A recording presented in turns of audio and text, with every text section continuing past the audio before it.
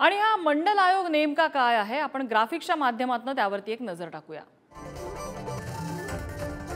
मोरारजी देसाई पंतप्रधान असताना 1 जानेवारी 1979 ला या मंडल आयोगाची स्थापना झाली। माजी खासदार बीपी मंडल अध्यक्षपदी होते आणि त्यामध्ये इतर 5 सदस्यही होते।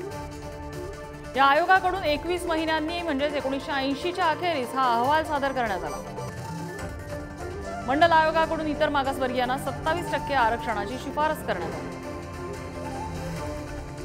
इंदिरा गांधी आणि राजीव गांधींच्या कार्यकाळामध्ये हा आयोग कितपत पडलेला होता। कोणतीही कारवाई त्यावर झाली नाही। मात्र त्यानंतर 1989 मध्ये व्हीपी सिंग पंतप्रधान झाल्यानंतर त्यांनी मंडल आयोग लागू करायचा निर्णय घेतला। 10 ऑगस्ट 1990 ला मंडल आयोगाच्या शिफारशींची अंमलबजावणीचा निर्णय झाला। त्या विरोधात देशभरात आंदोलनं झाली। न्यायालयातही त्याला आव्हान देण्यात आलं।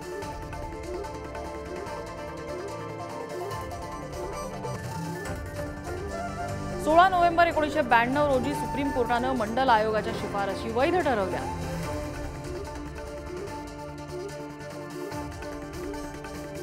मंडल आयोगाने इतर मागासवर्गीयांना त्यांच्या हक्काचं आरक्षण दिलं।